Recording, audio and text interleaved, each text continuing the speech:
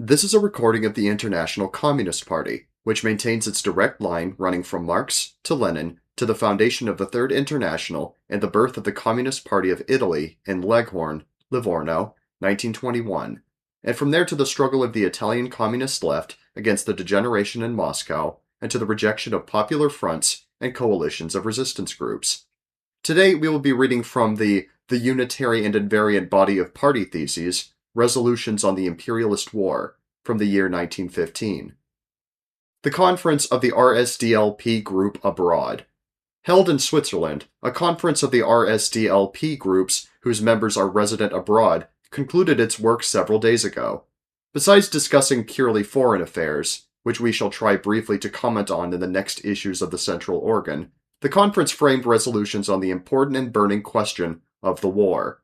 We are publishing these resolutions forthwith, in the hope that they will prove of use to all social democrats who are earnestly seeking the way towards live work from the present-day welter of opinions which boil down to an acknowledgement of internationalism in word and an urge to come to terms, at any cost, with social chauvinism in deed. We might add that, on the question of the United States of Europe slogan, the discussion was purely political, it being decided that the question be deferred pending a discussion in the press of the economic aspect of the matter. The conference's resolutions. The conference, which stands on the basis of the Central Committee's manifesto, as published in number 33, lays down the following principles designed to bring system into propaganda. On the character of the war. The present war is imperialist in character. This war is the outcome of conditions and an epoch in which capitalism has reached the highest stage in its development, in which the greatest significance attaches not only to the export of commodities, but also to the export of capital, an epoch in which the cartelization of production and the internationalization of economic life have assumed impressive proportions. Colonial policies have brought about the almost complete partition of the globe. World capitalism's productive forces have outgrown the limited boundaries of national and state divisions, and the objective conditions are perfectly ripe for socialism to be achieved. The defense of the Fatherland slogan. The present war is, in substance, a struggle between Britain, France, and Germany for the partition of colonies and for the plunder of rival countries. On the part of Tsarism and the ruling classes of Russia, it is an attempt to seize Persia, Mongolia, Turkey in Asia, Constantinople, Galicia, etc. The national element in the Austro-Serbian War is an entirely secondary consideration, and does not affect the general imperialist character of the war. The entire economic and diplomatic history of the last few decades shows that both groups of belligerent nations were systematically preparing the very kind of war such as the present. The question of which group dealt the first military blow or first declared war is immaterial in any determination of the tactics of socialists. Both sides' phrases on the defense of the fatherland, resistance to enemy invasion, a war of defense, etc., are nothing but deception of the people. At the bottom of genuinely national wars, such as took place especially between 1789 and 1871, was a long process of mass national movements, of a struggle against absolutism and feudalism, the overthrow of national oppression, and the formation of states on a national basis, as a prerequisite of capitalist development. The national ideology created by that epoch left a deep impress on the mass of the petty bourgeoisie and a section of the proletariat. This is now being utilized in a totally different and imperialist epoch by the sophists of the bourgeoisie, and by the traitors to socialism who are following in their wake, so as to split the workers, and divert them from their class aims, and from the revolutionary struggle against the bourgeoisie.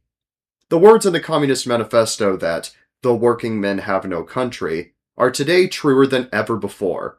Only the proletariat's international struggle against the bourgeoisie can preserve what it has won, and open to the oppressed masses the road to a better future.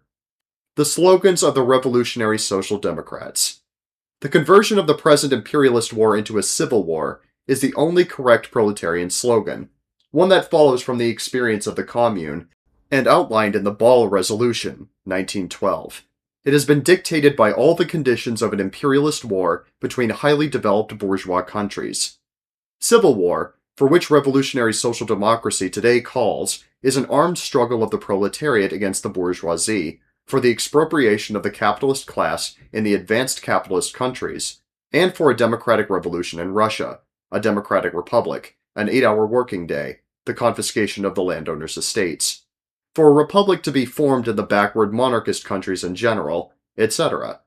The appalling misery of the masses, which has been created by the war, cannot fail to evoke revolutionary sentiments and movements. The Civil War slogan must serve to coordinate and direct such sentiments and movements. The organization of the working class has been badly damaged. Nevertheless, a revolutionary crisis is maturing.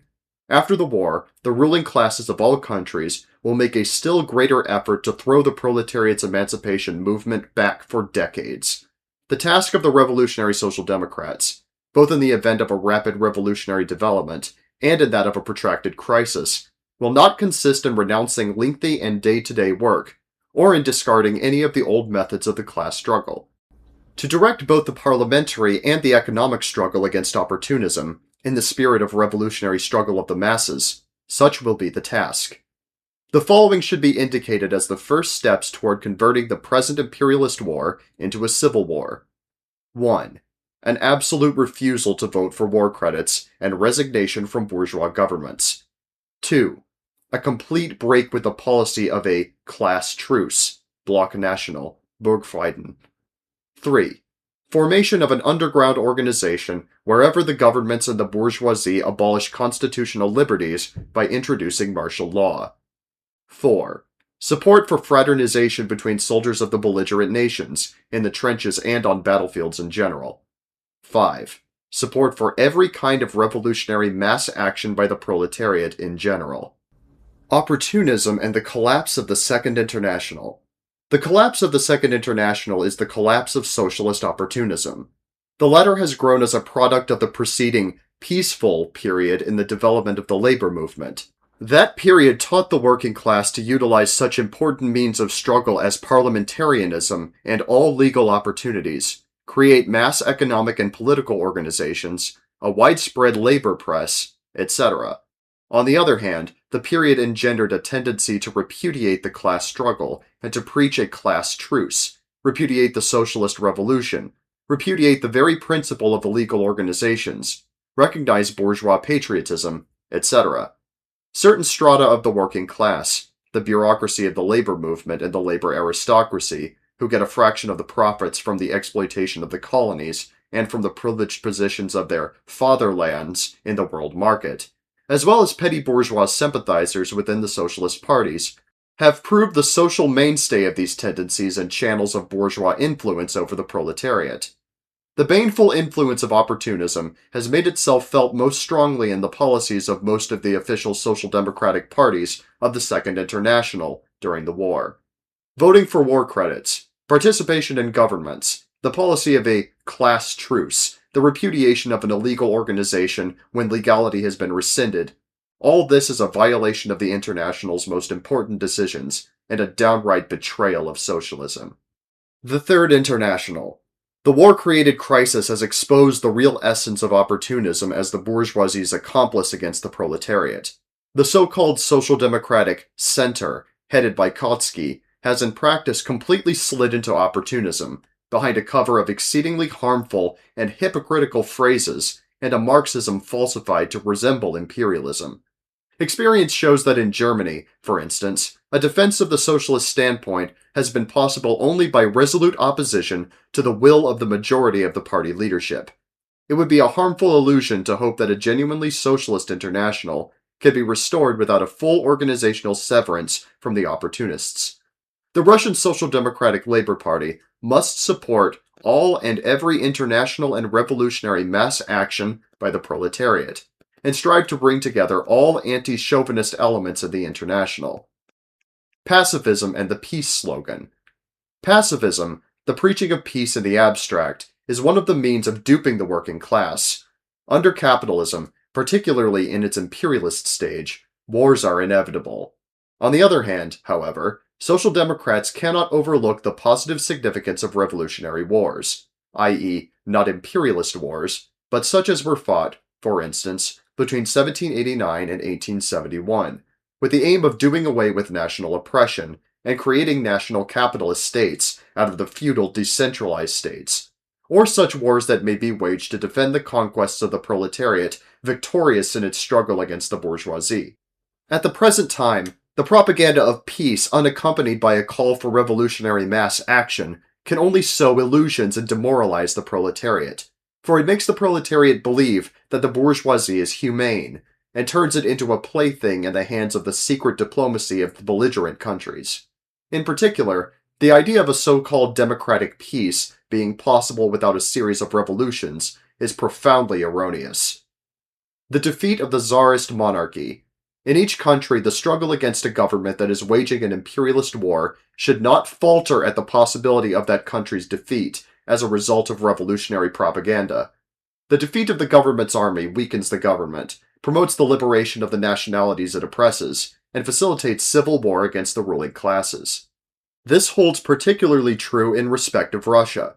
A victory for Russia will bring in its train a strengthening of reaction both throughout the world and within the country, and will be accompanied by the complete enslavement of the peoples living in areas already seized. In view of this, we consider the defeat of Russia the lesser evil in all conditions. The attitude towards other parties and groups. The war, which has engendered a spate of chauvinism, has revealed that the democratic, Narodnik, intelligentsia, the party of the socialist revolutionaries, with complete instability of the oppositional trend, which is centered in Misl, and the main group of liquidators, Nasha Zarya, which is supported by Plekhanov, are all in the grip of chauvinism.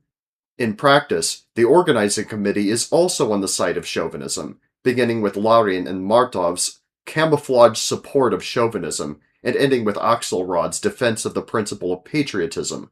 So is the Bund, in which a Germanophile chauvinism prevails.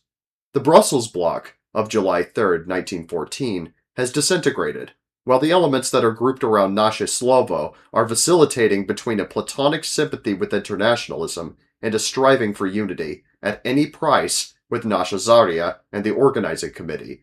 The same vacillation is manifest in Shkaidze's Social Democratic group. The latter has, on the one hand, expelled the Plekhanovite, i.e. the chauvinist, Mankov. On the other hand, it wishes to cover up, by all possible means, the chauvinism of Plekhanov, Nasha Zarya, Axelrod, the Bund, etc.